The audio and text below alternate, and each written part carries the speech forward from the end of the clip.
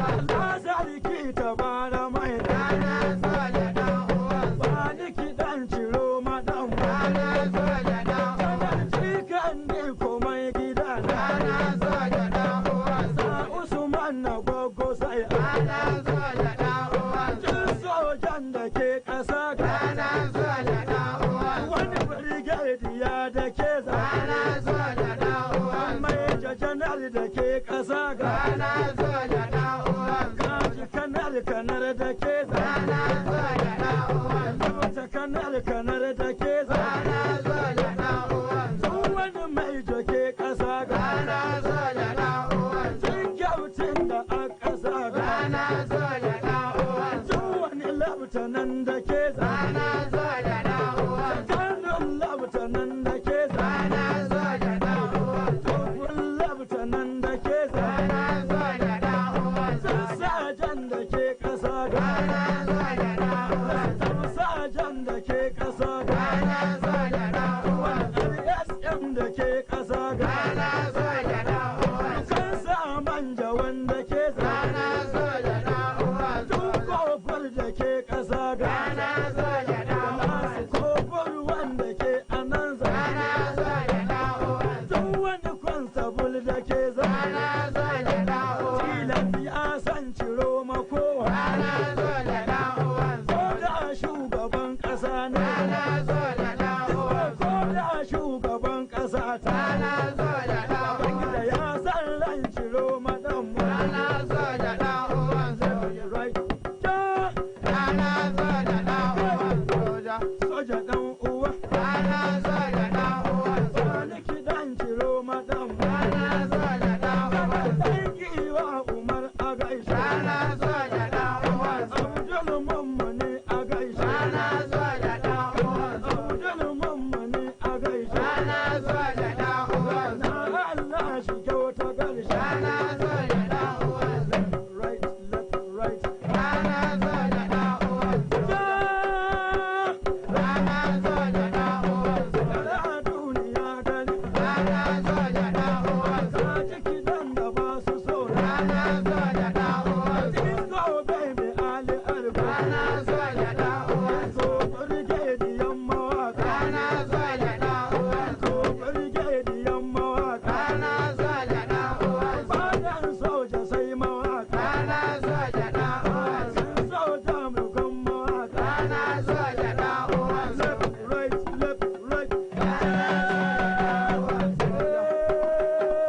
zana zo da dawowa soja gidan ciro madan zana zo da dawowa duk sojan da ke kasa zana zo da dawowa wani sojan da ke kasa zana zo da dawowa to mu zama Allah ka gasar ka ne ka dauko ya mata kan da ce wai ranar so da dan wazo da ranar so da dan wazo da ba duk wani wanjo da ke kasar nan ya san tana Hassan wato ya san ya lissaho tun daga ƙasa kaje lissaho sojojin nan sai da ya dangare da sararin samari su ka san wani abin burgiya a mawaƙan ire-iren wa'annan na gargajiya sun daɗe da wato a kayan basira da fasaha wani labarin sai ka rasa ma ina suke binciko shi na tarihi da kuma sanin abubuwa da kuma kowane bangare suka kalla saboda shi dai wannan in ka kalle shi kadai kana iya cewa to yanzu ina ma har ya san wannan mukamin da ya je wurin ki da sojoji har ya taho to ka ji ya kware musa ba kuma da yanzu za ka ba ma an boko ba an boko bane ba kuma za ka suna da amma suna da wannan basire da wannan kokarin yin bincike din wato duk abin da ya kasance kana kawo shahara akan shi to kamar da hankali kawai shi kenan kowa a san shi akan mutum a san mutum akan cinikinsa ko ake cewa in kuma ya bari a san ya daina musa ba me ke gaba Maki ya fara da cewa ni din nan ne dai masu kallo bai waya irin ta hangen nesa. gaskiya ne Yau mako na zo muka da wasiƙar gyara kayan kawar da masu iya magana suka ce bai zama sauke mu raba. Wannan ya faru ne biyo bayan tsegumi da na zo da shi a filin tsohuwar ajiya cewa in sun tuna muku je ni kuma a bani dama in tuna muku yau. Don kun san shi mutum din nan dai dan adam ajizi ne yana da mantuwa a wata shagala kun ga kenan akwai buƙatar a ringa tuna masa. Maki ya ci gaba da cewa yau kuma a bara na maza a bangaren iyayenmu mata wanda na ɗaya daga cikin baiwa da ɗaukakar da Allah ya yi musu inda duka ga mutum ya kai ka ɗaukaka da bunƙasa da ƙoƙasari musamman ita ce ta haifa shi sannan kuma raɗin daɗa ta shayar da shi baya ga haka an yi ittifaƙin cewa kishi 95 cikin tarbiyyar na kowane bil'adama daga mahaifiyarsa ne. To amma abin mamaki duk da wannan irin baya da ɗaukaka da Allah ya yi musu akwai wasu abubuwa wanda iyaye na rina su amma suna rage darajar ɗiyansu mata. Talla wani ɓangare ne na sana'a da wasu iyaye suka rika domin samun ɗan abin da za a sa bakin salati. Amma ku sani iyaye wallahi ɗaurawa mata talla haɗarinsa ya fi alƙairansa yawa. A ƙarshe ina kira ga iyaye da ku daina ɗorawa mata talla domin yana ba da gudunmuwa wajen lalacewar tarbiyyar mai tarbiyya sunana maiki mai hagen nesa faɗi ba a tambaye ka na kuma garin birnin boye musa bayan mulki ka gani da hudu ba da ma kai wallahi ko ka gani kuma wannan haka yake faɗakarwa ce sosai wannan ce to ai tun da harka wannan ta mai da yawa sai ka shi amma dai an ce ta kai ta rubutu tun da rayuwa kuma kaga sai ya sanya shi ai dai wanda ya fahimci ko me kenan musa ya fahimci ko me kenan ai mun godiya wallahi godiya miki mai dole dai aka kawo fikar da a ce mun gode gaskiya ne mun arba kin mun al'umma masu kallon mun ce mun gode da wasikar da yake rubuto mun yana turo da ita da yau tana da fatan da masu kallon mu su gaishe shi ba kike da kike da shi zuwa yake daga birnin ko ya sunno takarda ya goma ai wata rana ne sunno takarda mun rika hannun mu jawo yawa sai masu kallon mu sun ganka sai sun ganka bai dai sun gane ko to musa fa wannan kenan kuma ga wani sanya miki ya daga hannun ki yana ka tsaka kawai ce bada mu to jama'a masu kallon mu musa fa masu kallo da fatan an daɗin wannan shiri a kuma kasance da mu wani makon domin ganin mu dauke da wani shirin mai ilmantarwa kayatarwa game da faɗakarwa Allah ya tashi ka faɗa to amin dama masu kallon mu kamar da kuka saba ne lambar da ake turo sako ita ce sihili 8 sihili 64 biyar sihili 8 biyar 4 wato 080 64 50 0854 ko a rubuto takarda a turo kai tsaye zuwa sashen da ke gabatar da shirye-shiryen gidan talabijin na jihar Katsina filin tsohuwar ajiya don da yake cewa a wani duk wanda ya taimaka shi wannan shirin tsohuwar ajiya musamman masa fadin wanga ba tare da shirin tare da shi don da suka taimaka shi shirin ya zo gare ku yake cewa ku kasance da mu wani satin domin ganin mu dauke da wani sabon shirin na tsohuwar ajiya mu kwana lafiya Allah shi ba mu alherin sa amin.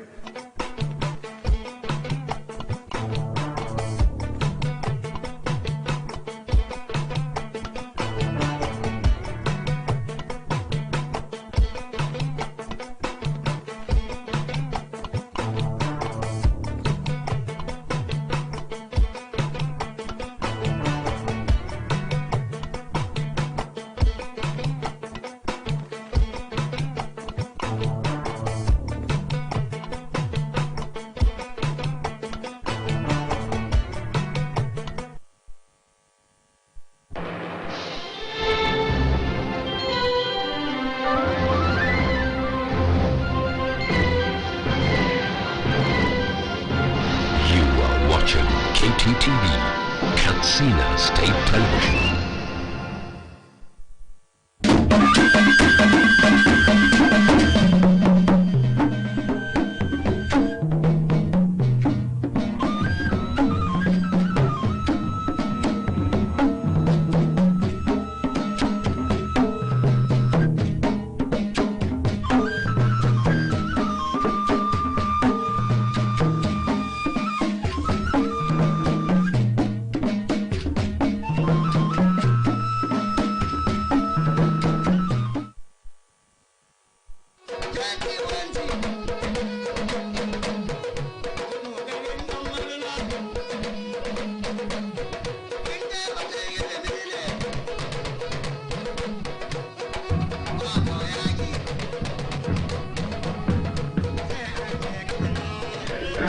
Ba taron da ba baɗan sambo ko da faɗa ne ba su yi ma. Da mai ke dokai ɗaya uba da ɗan yaƙi ka da shirai.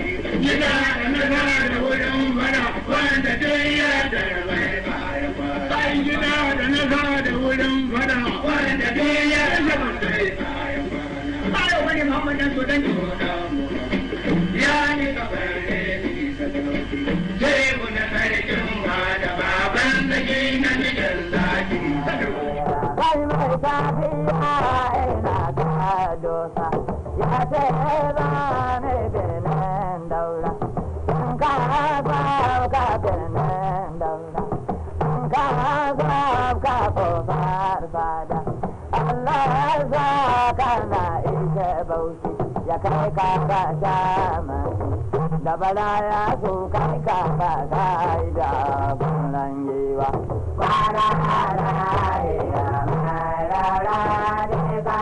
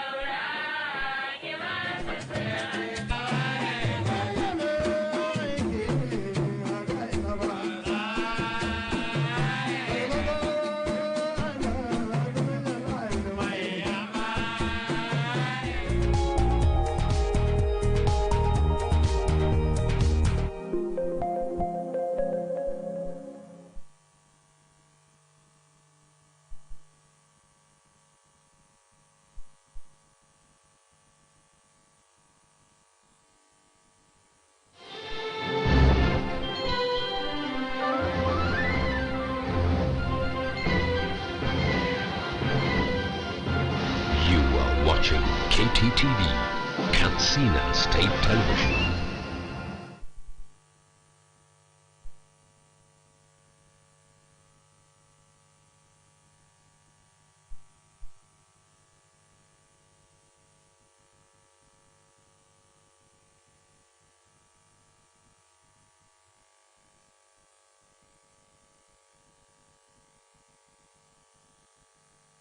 Sanarwar gidan talabijin na jihar Katsina KTTV na farin cikin shaidawa ɗimbin masu kallon tashar cewar a sakamakon ci gaban da aka samu wajen gyare-gyaren da gwamnatin jiha ke yi na kayayyakin da suka lalace da aka sami lamarin tsawa a lokacin da ake ruwan sama a watan Satumba. Yanzu an dawo da shirye-shiryen tashar kamar yadda aka saba yi a da, shirin yammaci zuwa dare da kuma shirin safe daga ranar Litinin 7 ga watan Disambar shekarar 2020. Haka kuma a ci gaban da aka samu wajen gyare-gyaren. Yanzu ɗimbin masu kallon tashar a duk faɗin duniya na iya ganin shirye-shiryen tashar da samun labarai kai tsaye ta hanyar ziyartar shafin yanar gizo na tashar a www.kttv.katsina.com. Sauke manhajar KTTV a wayoyin Android ta hanyar sanya KTTV Katsina cikin Play Store. Ziyartar shafin KTTV na Facebook ta hanyar sanya Katsina State Television Service. Ziyartar KTTV channel a YouTube ta hanyar sanya Katsina State Television Service. Ziyartar shafin KTTV na Twitter @KTTV Katsina. Sani Garba Kuringafa General Manager Sanarwa Sani Garba Kuringafa General Manager KTTV.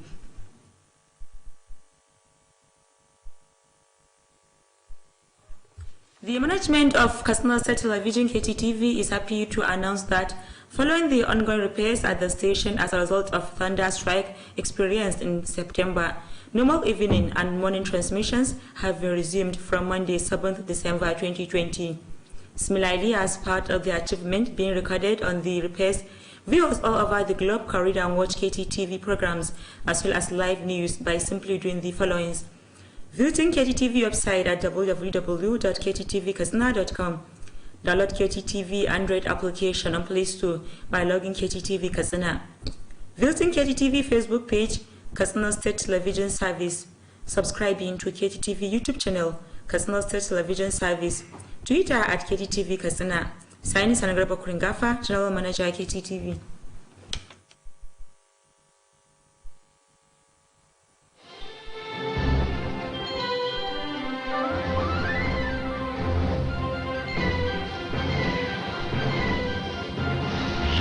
Watching KTTV, Katsina State Television.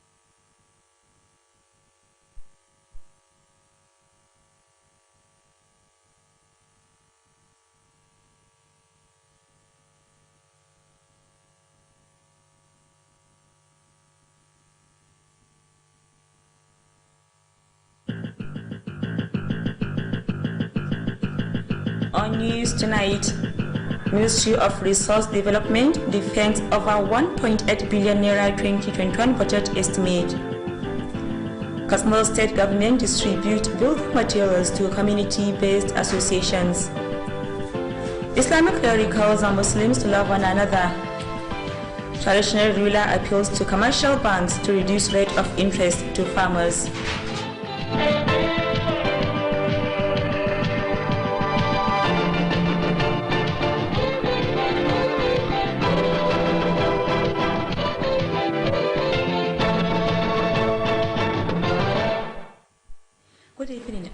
on News Tonight. My name is Fatima Ibrahim Chakur. Viewers can watch and read more KTTV news as well as thestina.com. You can also download our Android app on Play Store by searching KTTV Katsina. As for watching the station's live news, subscribe to our YouTube channel, Katsina State Television Service. Viewers can visit KTTV Facebook page by simply logging Katsina State Television Service or on Twitter at KTTV Katsina. Katsina State Government has signed a memorandum of understanding with the Federal Ministry of Health on the use of Federal Medical Center Katsina as teaching hospital for Umaru Musa Yar'Adua University. Governor Aminu Bello Masari, along with the Vice Chancellor of Umaru Musa Yar'Adua University, Professor Sanusi Maman, signed the document contained in the MOU on behalf of the state government. And Secretary of the Ministry, Alhaji Abdul Aziz Abdullahi Mashi, signed for the federal government. Government House correspondent Safian Musa completes the report. Speaking at the occasion, Governor Aminu Bello Masari said the signing of the Memorandum of Understanding is another milestone towards the development of health sector in Katsina State. Governor Aminu Bello Masari explained that for the past 4 years, the state government is fully prepared to start medical courses at Umaru Musa Yar'Adua University, but lack of teaching hospital delayed the commencement of the program.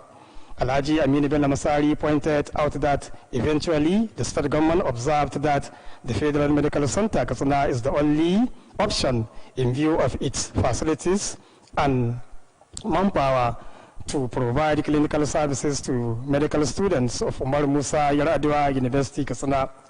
Governor Aminu Bello Masari added that the health facility will also serve as teaching hospital for Federal University Dusamba, which is also has the intention to start medical courses soon.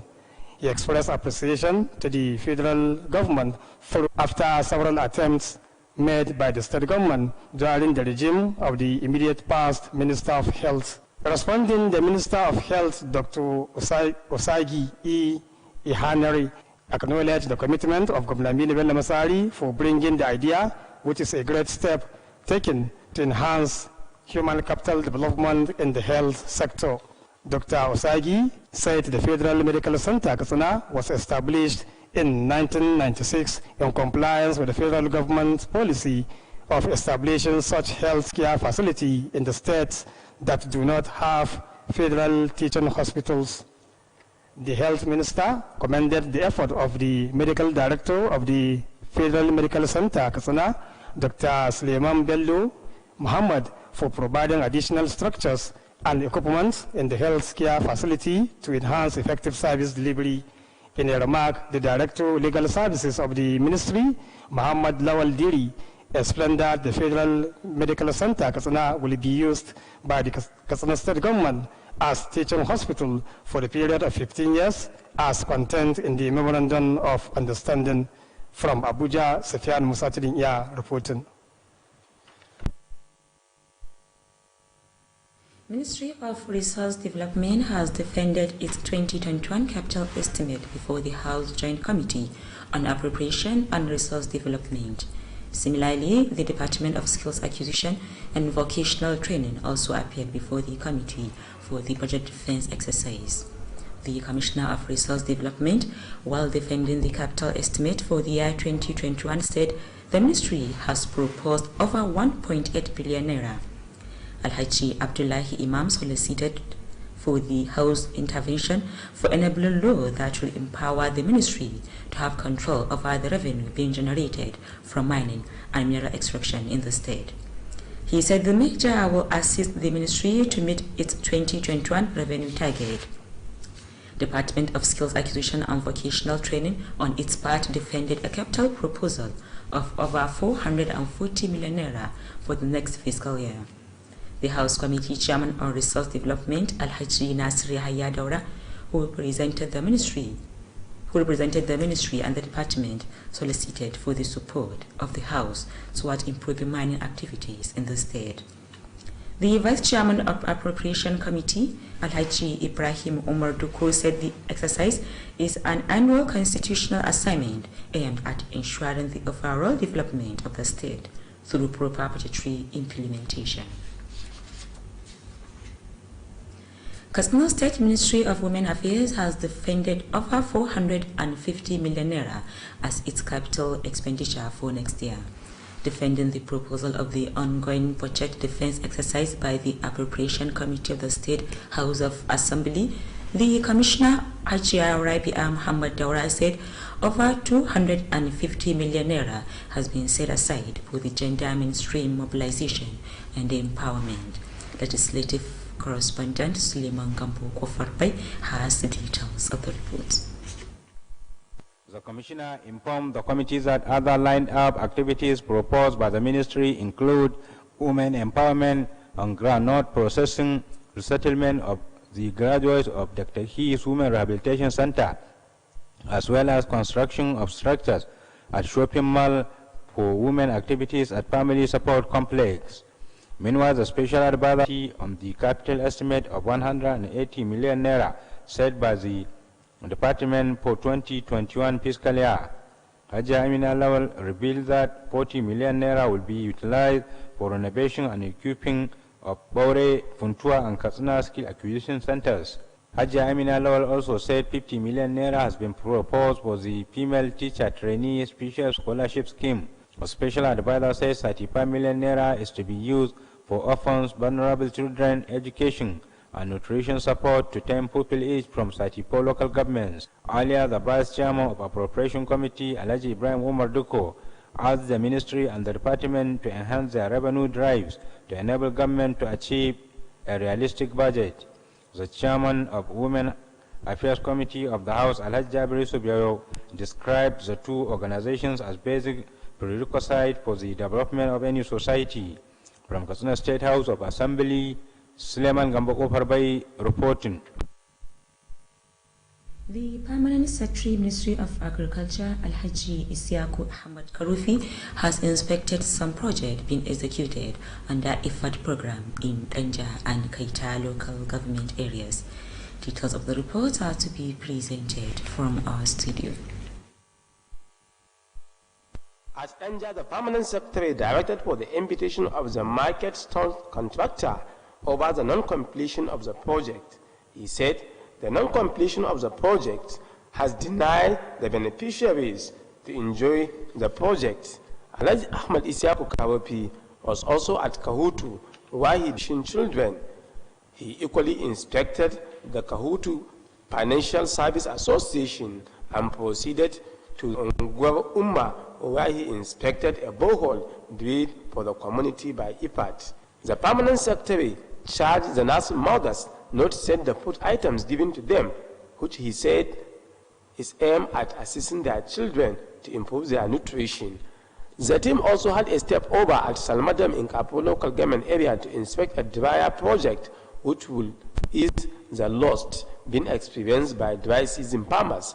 Alhaji Isiaku Ahmad Kabapi said similar project is being carried out in Kwanar Are and Dabian, which the Permanent Secretary visited Enhoho, Jipatu, and Ba'awa in Kaita local government area. The Permanent Secretary inspected a drainage at Jipatu, Shelter Belt, Ba'awa Financial Service Association, and Enhoho, as well as a borehole at Kapin Mashi. The Katsina State Program Support Officer, Alhaji Musa Hassan Malumpashi, who led the team to the places, explained the rationale behind the project. Alhaji Isiaku Ahmad Kawapi expressed satisfaction with the commitment of IPAT toward improving the plight of the people in the state. Some of the people at the communities visited thanked the Permanent Secretary and the IPAT over the project and assured to remain supportive to all government policies and programs. That ends the report. The Permanent Secretary, Ministry of Agriculture, Alhaji Isiaku Ahmad Karupi, has inspected some projects being executed under IFAD program in Danja and Kaita local government areas.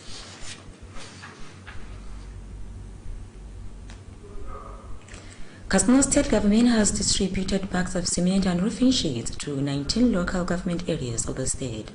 The Special Advisor to Governor Aminu Masari on Community Development, Alhaji Bashir Abdullahi Dangote, launched the distribution of the items at the premises of the department. Alhaji Bashir Abdullahi said 160 bundles of roofing sheets and over 300 bags of cement were distributed to community-based associations.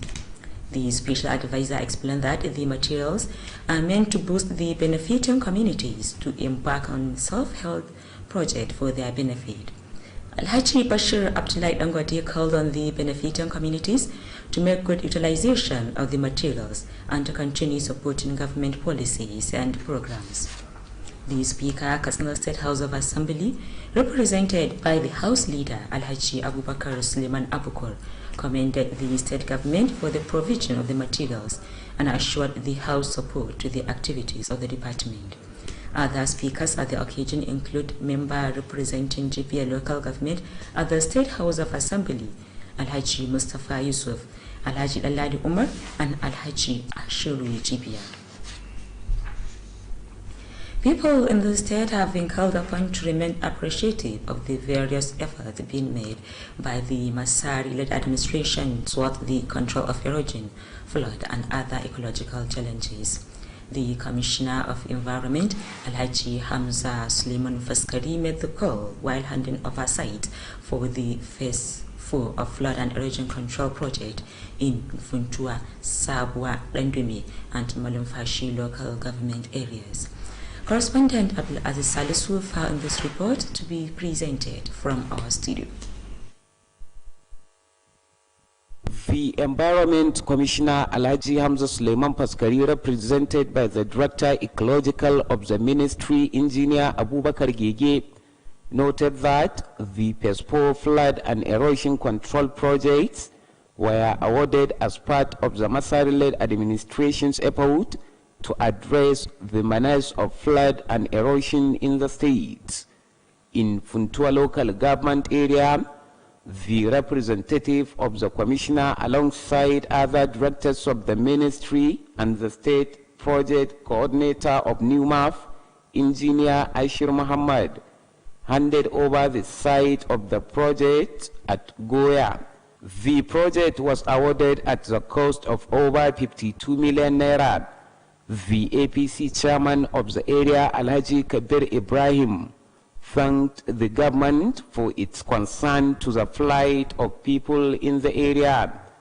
In Sabwa local government area, the project was awarded at Machika at the cost of over 61 million naira. The village head of the area, Alhaji Kabir Machika, said people in the area have for several years appealing for execution of the project, but their dream could not be realized until during the present administration of Governor Aminu Bello Masari, and thanked the governor for coming to their aid. Similarly, in Dandime local government area, the project will be executed at Ungwarbawa at the cost of over 74 million naira, and at Tumburkai, which is awarded at the cost of over 73 million naira. In all the two areas, the spokesman for the communities lauded the foresight of Governor Masari in awarding the project, which will no doubt impact positively on the lives of the respective communities. The commissioners, where the government will construct a drainage around Galadima Primary School, Malumpashi, at the cost of over 100 million naira. In all the areas, the representative of the commissioner, Engineer Abubakar Gege, appealed to the contracting firms handling the project to execute quality work and to engage the services of the respective communities as directed by Governor Aminu Masari to enable them feel the essence of belonging. He also appealed to the communities to cooperate with the contractors and to monitor the project. That ends the report. The need for Muslim Ummah to love one another and protect their image has been stressed. The chief imam of Kandahar Jumat Masjid, Ustaz Binyamin Muhammad, stated this while delivering the Friday prayer sermon before hundreds of Muslim faithful. Correspondent Ahiro Abba completes the report. Ustaz Binyamin Muhammad enjoined Muslims to assist one another, especially in this trying time. He called on Muslims to desist from committing sins and other social vices, which he described as a cause of calamity being faced by the society. He also charged them to desist from any act capable of tarnishing the image of Islam. The chief imam stressed the need for Muslims to seek Allah's forgiveness against their sins. Ustaz Binyamin Muhammad quoted some verses from the Holy Quran and hadith of the Prophet Muhammad, peace once right in Islam, and charged Muslims to remain united. He advised Muslims to ensure proper upbringing of their children for a better society. The chief imam called on well-to-do in the society to assist the less privileged ones in the society. Ustaz Binyamin advised leaders to fear Allah and remember their responsibility as leaders by protecting the interests of the masses. Shortly after the sermon, the chief imam led hundreds of Muslims to 2 rakat Jumu'at prayer. Allahu Akbar. Alhamdulillah Rabbil Alameen. Ar-Rahmanur Rahim. Malik Yawmiddin. Iyyaka na'budu wa iyyaka nasta'in. Dahiru Abba reporting for KTTV News. Katsina State Environmental Protection Agency (SEPA) has embarked on fumigation and chemical spray to fight mosquitoes and other harmful insects. The executive director of the agency, Alhaji Isa Saidu Parda, launched the exercise at Adua in Katsina metropolis. Nura Abubakar Kankia said the exercise being carried out periodically to control the spread of mosquitoes, which causes malaria. The SEPA executive director said the exercise will cover various parts of the state and solicited for the support of the stakeholders to achieve the desired objectives. Alhaji Isa Saidu Barda explained that the exercise will last for 2 weeks, charged the personnel conducting the fumigation to intensify effort to achieve the said objectives. He called on parents to monitor the movement of their children to avoid inhaling the smooth of the insecticide, which has effect to their health. The SEPA executive director commended the state governor Alhaji Aminu Bello Masari for his support to the activities of the agency, which enable it to record tremendous success in ensuring habitable environment. The head of Kaita Local Government Administration, Alhaji Mukhtar Aminu Bakweri, has called for the support of all and sundry to address the menace of open defecation in the area. Alhaji Mukhtar Aminu Bakweri made the call when he visited some weekly market and other strategic places. Details of the reports are to be presented from our studio. The head of local government administration was accompanied by some directors and other stakeholders of the local government. The places visited include Dankama and Kagada markets, Kuka village, as well as Entaki. At Kuka village, the head of local government administration, alongside other officials, inspected the ongoing rehabilitation of boreholes. According to the head of local government administration, the borehole is among the 33 number boreholes prepared by the local government to ensure provision of potable water to the communities for daily use. Similarly, at Kagadama, Alhaji Mukhtar Aminu Bakweri inspected the ongoing construction of new slaughter slab and toilet. While at Entaki, the head of local government administration inspected the ongoing construction of skill acquisition center being constructed by the Masarlet administration. The center, when completed, will serve as a training venue for disabled, women and other vulnerable in the 11 benefiting local government areas. Similarly, the head of local government administration inspected the ongoing construction of a borehole in Bakweri, charged people of the area to imbibe the culture of personal and environmental hygiene to improve their health care delivery. Alhaji Mukhtar Aminu Bakweri equally charged them to desist from open defecation to enable the area be certified free of identification. A cross-section of people at the places visited commended the head of local government administration for executing various projects that have direct bearing to the lives of the electorate. That ends the report. The Federal Road Maintenance Agency has assured to redouble efforts towards completion of all the ongoing projects embarked upon by the agency in Katsina State. The in charge of the agency in Katsina State, Engineer Francis Ishagbi, gave the assurance when he inspected the ongoing construction of drainages at Batsari town. Correspondent Muhammad Rabiu has details of the report. According to Mr. Francis Eshabi, the ecological problem is one of the major challenges affecting the people of Batsari town as a result of the deplorable condition of waterways in the area. It is against the backdrop the Federal Road Maintenance Agency embarked on construction 900 kilometers of storm drainage with a view to ease the difficulties being experienced by the benefiting communities yearly. The state in charge of Federal Road Maintenance Agency, Mr. Francis Eshabi, alongside other visiting engineers, inspected the ongoing construction of waterways. The engineer Francis Eshabi said the national office of the agency, under the leadership of engineer Nuruddin Rapindadi, has awarded the project with a view to address the ecological problem facing the communities. He added that the agency has recently upgraded Sekijiki Bridge and plans are underway to construct road shoulders at Batsari town.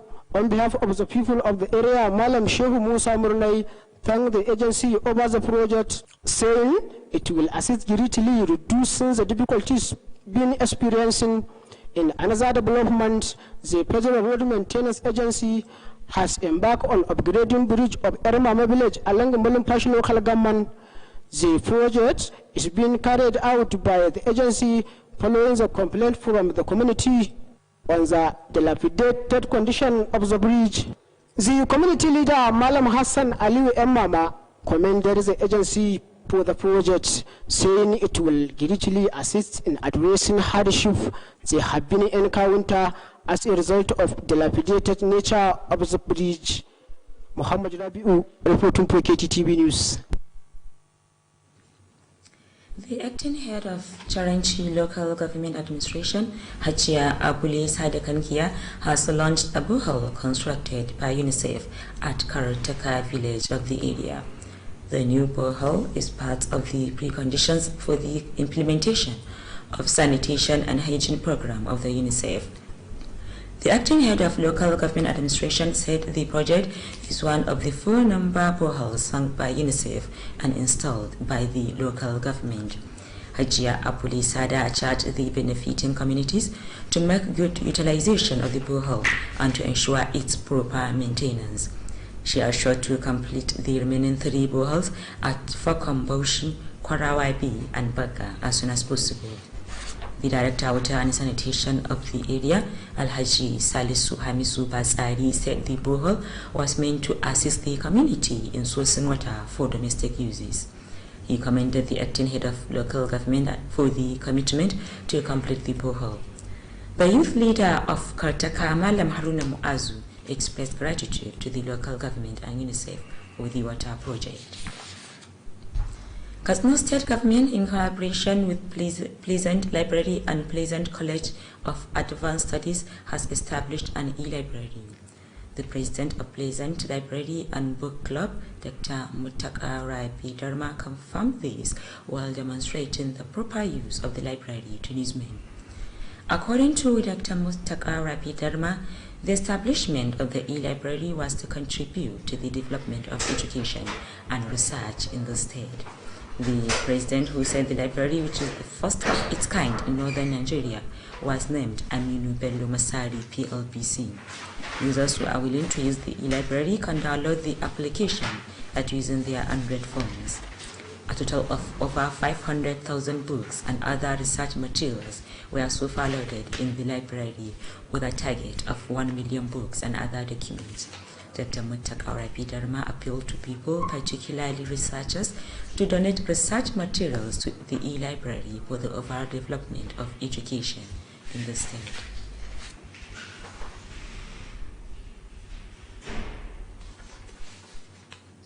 The Kanwan Katsina district head of Gaitari, Alhaji Uthman Bello Kankara, has called on commercial banks to reduce the interest loans being offered to rural farmers.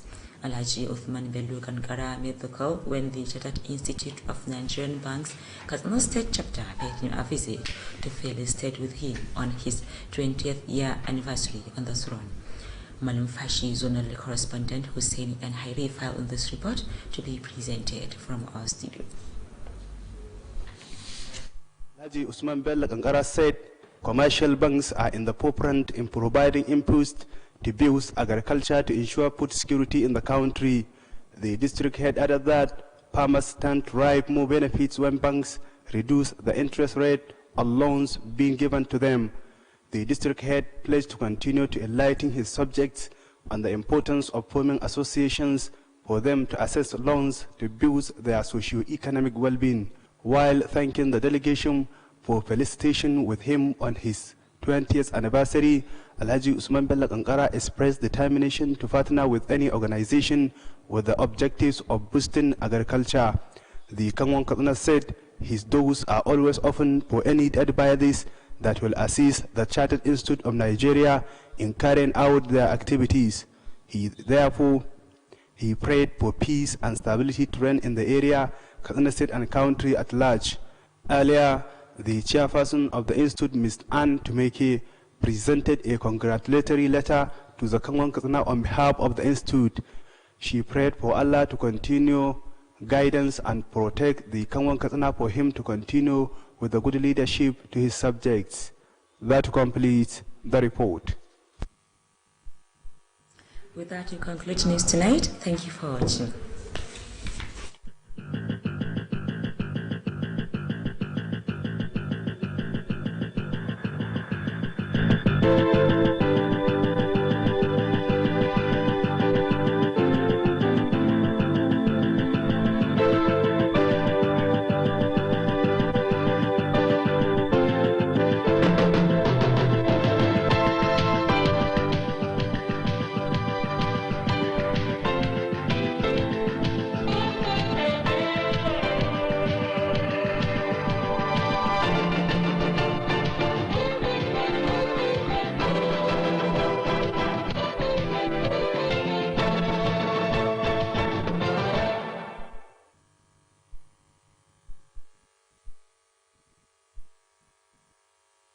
KTTV is happy to announce that following the ongoing repairs at the station as a result of thunder strike experienced from Monday 7th December 2020. Similarly, as part of the achievement being recorded on the repairs, viewers all over the globe can read and watch KTTV programs as well as live news by simply doing the following: visiting KTTV website at www.kttvkatsina.com. Download KTTV Android application on Play Store by logging KTTV Katsina. Visiting KTTV Facebook page, Katsina State Television Service. Subscribing to KTTV YouTube channel, Katsina State Television Service. Twitter at KTTV Katsina. Signed, Sanigarba Kuringafa, General Manager, KTTV. Gudanarwar gidan talabijin na jihar Katsina KTTV na farin cikin shaida ɗin masu kallon tashar cewa a sakamakon ci gaban da aka samu wajen gyare-gyaren da gwamnatin jiha ke yi da kayayyakin da suka lalace da aka sami lamarin tsawa a lokacin da ake ruwan sama a watan Satumba. Yanzu an dawo da shirye-shiryen tashar kamar da aka saba yi a da. Shirin yammaci zuwa dare da kuma shirin safe daga ranar Litinin 7 ga watan Disamba shekara 2020. Haka kuma a ci gaban da aka samu wajen gyare-gyaren, yanzu ɗimbin masu kallon tashar a duk faɗin duniya na iya ganin shirye-shiryen tashar da samun labarai kai tsaye ta hanyar ziyartar shafin yanar gizo na tashar a www.kttvkatsina.com. Sauke manhajar KTTV a wayoyin Android ta hanyar sanya KTTV Katsina a cikin Play Store. Ziyartar shafin KTTV na Facebook ta hanyar sanya Katsina State Television Service. Ziyartar KTTV channel a YouTube ta hanyar sanya Katsina State Television Service. Ziyartar shafin KTTV na Twitter at KTTV Katsina. Sanarwa Sani Garba Kurangafa, General Manager na KTTV.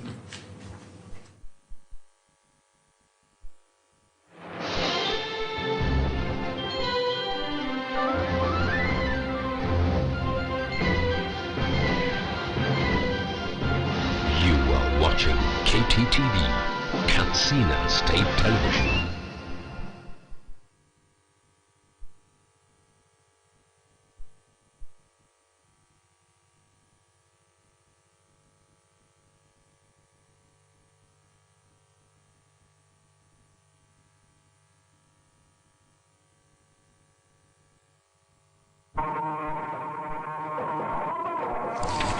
A labaran na daren yau, ma'aikatar cigaban ma'adanai ta kare kasafin kuɗi sama da naira biliyan 1.8 na shekarar 2021. Gwamnatin jihar Katsina ta rarraba kayan gini ga ƙungiyoyin wasu al'ummomi.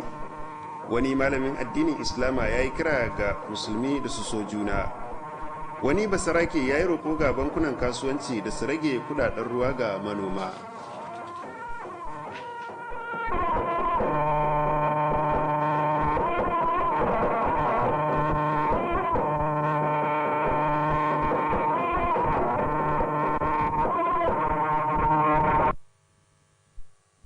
Masu kallon gidan talabijin na jihar Katsina, barkanmu da dare ga kuma fassarar labarin wanda ni Dahiru Abba zan karanto.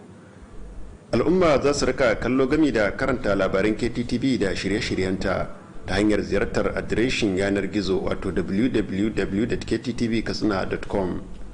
Za a kuma iya sauke manhajar gidan talabijin ta wayar Android a sashen Play Store ta hanyar bincika KTTV Katsina. Domin ganin labarai kai tsaye kuwa a iya yin rajista ta manhajar YouTube akan sunan Katsina State Television. Haka kazalika masu kallo za su iya ziyartar shafin KTTV Facebook ta rubuta Katsina State Television Service ko ta manhajar Twitter @KTTV Katsina.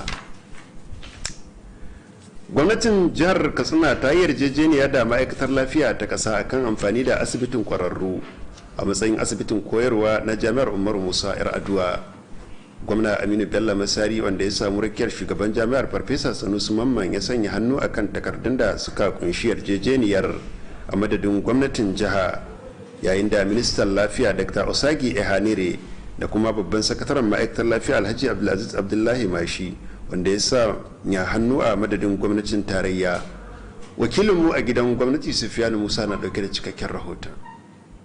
Da yake jawabi a lokacin taron rattafa hannu a kan wannan yarjejeniyar, gwamna Aminu Bello Masari ya bayyana cewa sa hannu a wannan yarjejeniyar fahimtar gagarumin ci gaba ne wanda zai kawo ci gaba a bangaren kiwon lafiya a cikin jihar Katsina. Gwamna Aminu Bello Masari ya bayyana cewa tsawon shekaru 4 da suka gabata gwamnatin jihar ta shirya tsab domin fara gudanar da kusa-kusan aikin likita da kiwon lafiya a jami'ar Umaru Musa ya raduwa da ke Katsina, to amma sakamakon rashin asibitin koyarwa hakan ya kawo tsaiko domin ganin an fara gudanar da waɗannan kusa-kusai a cikin jami'ar. Alhaji Aminu Bello Masari ya yi nuni cewa daga bisani gwamnatin jiha ta lura da cewa asibitin gwamnatin tarayya da ke Katsina wato Federal Medical Center shine asibitin da za a yi amfani da shi a matsayin asibitin koyarwa ta la'akari da kayayyakin da asibitin ke da shi, wanda hakan zai ba ɗalibai da za su rika nazari akan kusa-kusan su shafi aikin likita da kiwon lafiya na jami'ar Umaru Musa Raduwa da ke Katsina dama domin gudanar da ayyukansu cikin sauki. Gwamna Aminu Bello Masari ya kara da cewa asibitin haka zalika jami'ar gwamnatin tarayya da ke Dutsen ma za ta iya amfani da shi a matsayin asibitin koyarwa, kasancewar jami'ar tana da kuduri na fara gudanar da kusa-kusan da suka shafi aikin likita da kiwon lafiya a cikin ta kwanan nan. Ya kuma bayyana godiyarsa ga gwamnatin tarayya ta hanyar ma'aikatar kula da kiwon lafiya ta gwamnatin tarayya bisa ga samun nasara na amincewa don a yi wannan yarjejeniya ta fahimta bayan gwamnatin jiha ta yi faɗi tashi na tsawon lokaci domin ganin cewa an cimma nasara a wannan bangare a lokacin zamanin ministan kula da kiwon lafiya da ya gabata. Da yake mai da jawabi, ministan kiwon lafiya Dr. Osagi ya yaba bisa ga da mataki ne da zai bunkasa ci gaban rayuwar al'umma musamman a bangaren kiwon lafiya a cikin jihar Katsina da kasa baki daya. Dr. Osagi ya bayyana cewa asibitin gwamnatin tarayya da ke Katsina wato Federal Medical Center an kafa shi ne a cikin shekara ta 1996 domin cika sharaɗi da gwamnatin tarayya ta gindiya na tsarinta ganin cewa jihohin da ba su da asibitin kwararru na gwamnatin tarayya an kafa irin wannan asibitoci a cikinsu. Ministan kiwon lafiya ya kuma yaba da himmatuwa da kuma kokarin da shugaban asibitin gwamnatin tarayya da ke Katsina wato Federal Medical Center Dr. Suleiman Bello Muhammad ke yi wajen samar da karin gine-gine da kuma kayan aiki domin bunkasa kyakkyawan yanayi na aiki don samar da ingantaccen aiki a cikin asibitin. Da yake nasu jawabin darakta da ke kula da harkokin shari'a na ma'aikatar Muhammad Lawal Diri ya bayyana cewa asibitin gwamnatin tarayyar da ke Katsina gwamnatin jihar Katsina za ta yi amfani da shi ne a matsayin asibitin koyarwa ga jami'ar Umar Musa Yar'adua da ke Katsina na tsawon shekaru 15 kawai, kamar yadda hakan ya kunsa a cikin yarjejeniyar fahimtar. Daga babban birnin tarayya Abuja, Safiyan Musa Tudun iya dauki da rahoton. Ma'aikatar ci gaban ma'adanai ta kare kasafin kuɗi na shekarar 2021 na kiyasin mayin ayyuka a gaban kwamitin majalisar dokoki ta jiha. Haka kazalika sashen horarwa da koyar da sana'o'i ya bayyana a gaban kwamitin domin kare kasafin kuɗin. Kwamishinan ci gaban ma'adanai sa'ilin da yake kare kasafin kuɗin na shekarar 2021 ya gabatar da kasafin sama da naira biliyan 1.8.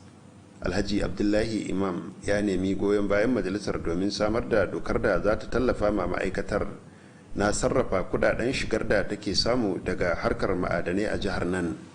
Ya kuma bayyana cewa matakin zai taimaka ma ma'aikatar domin samun nasarar kudaden shigarta na shekara ta 2021.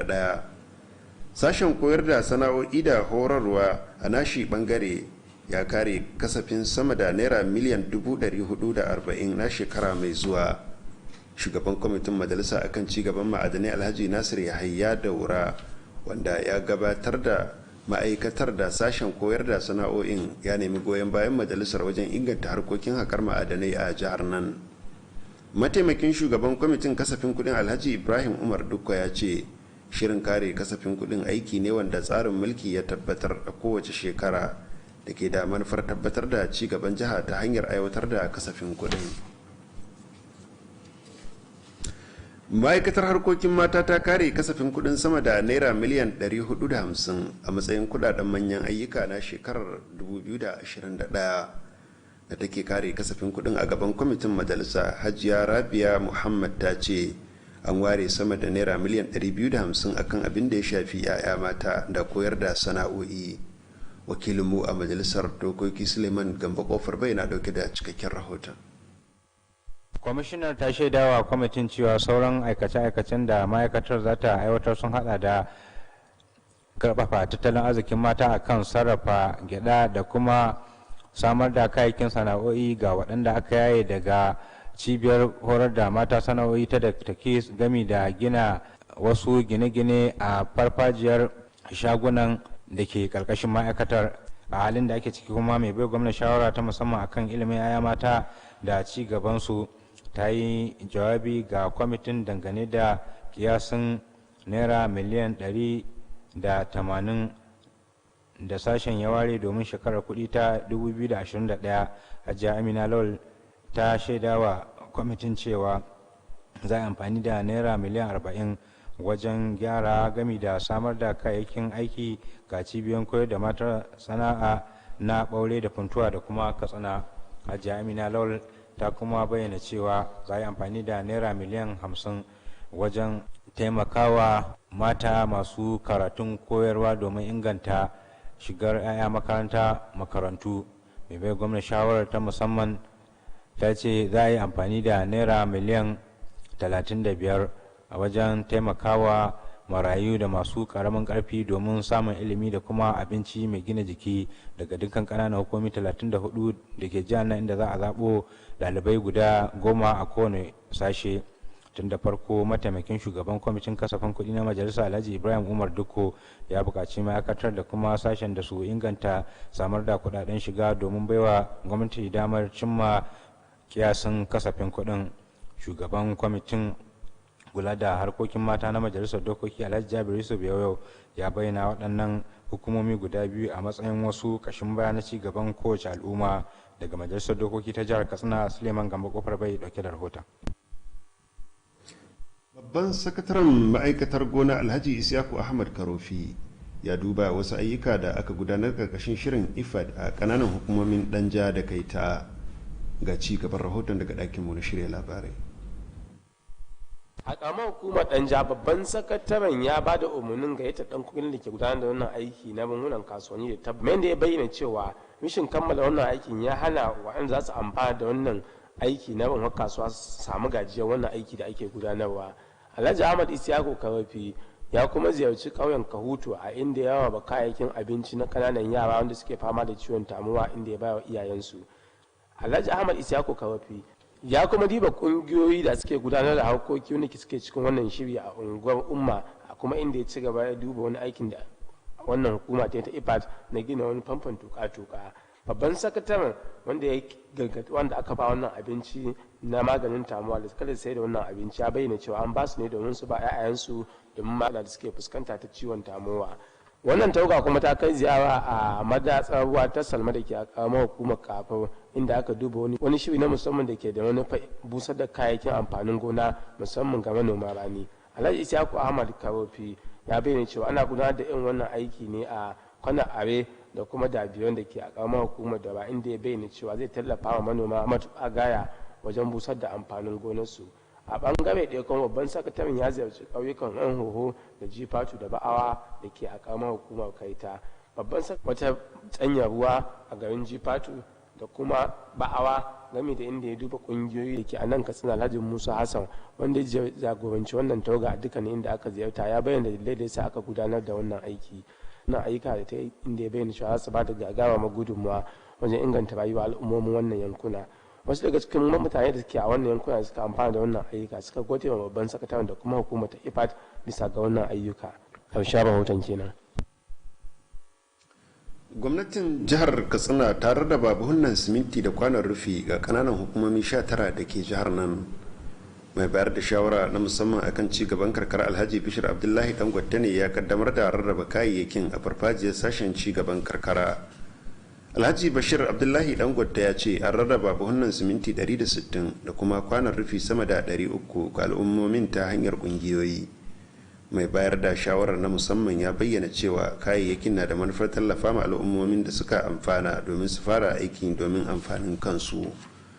Alhaji Bishir Abdullahi Dangote ya yi kira ga al'ummomin da suka amfana da su yi kyakkyawan amfani da kayayyakin su kuma ci gaba da tallafa ma tsare-tsare da shirye-shiryen gwamnati.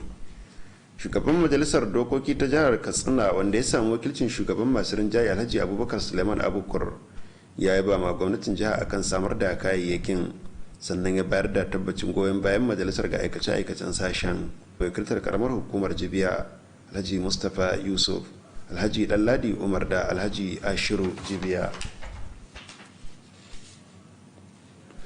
An yi kira ga al'ummar jihar nan da su ci gaba da nuna godiyarsu ga kokarin da gwamnatin Masari ta yi wajen magance matsalar zaizayar ƙasa, ambaliyar ruwa da sauran matsalolin muhalli.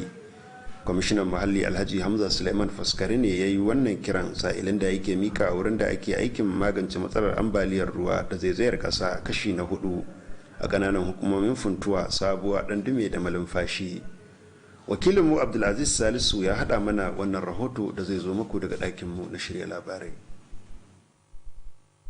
Kwamishinan muhallin Alhaji Hamza Suleiman Faskari, wanda darakta da ke kula da harkokin inganta muhalli na ma'aikatar injiniya Abubakar Gege ya wakilta, ya bayyana cewa kashi na 4 na wannan aiki na shawo kan matsalar ambaliyar ruwa da zaizayar ƙasa an bayar da shi ne a wani namijin ƙoƙari na gwamnatin Masari na bunƙasa harkokin muhalli ta hanyar shawo kan matsalolin ambaliyar ruwa da zaizayar ƙasa a jihar nan.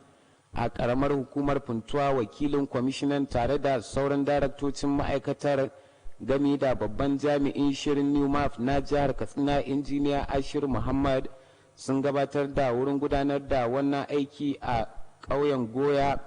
Wannan aiki dai an bayar da shi ne akan kuɗi zunzurutu sama da naira miliyan 52.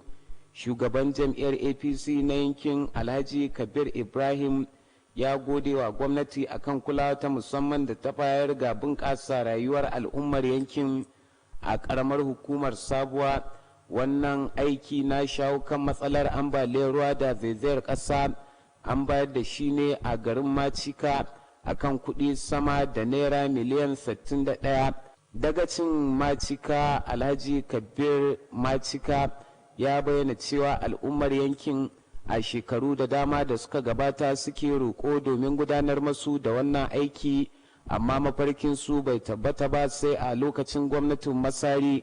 A sabili da haka suka gode wa gwamna akan kawo masu ɗauki. Haka zalika a ƙaramar hukumar Ɗandime wannan aiki za a gudanar da shi ne a unguwar Bawa akan kuɗi sama da naira miliyan 74, a yayin da za a gudanar da wani aikin ayyukan wanda ko shakka babu za su taɓa rayukan, inda gwamnati za ta gina magudanar ruwa a kusa da makarantar firamare ta Galadima da ke a garin Malumfashi akan zunzurutun kuɗi sama da naira miliyan 100.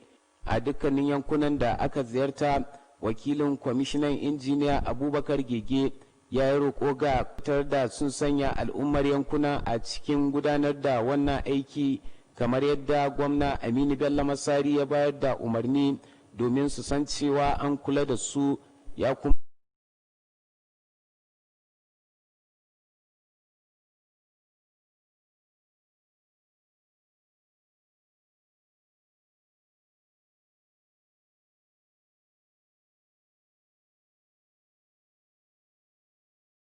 babban limamin ya jaddada bukatar da ke akwai ga musulmi na su nemi gafarar ubangiji akan zunubansu. Ustaz Binyamin Muhammad ya karanto wasu daga ayoyin alkur'ani mai girma da hadisan kare haƙƙin junansu a musulunci, sannan ya kira ga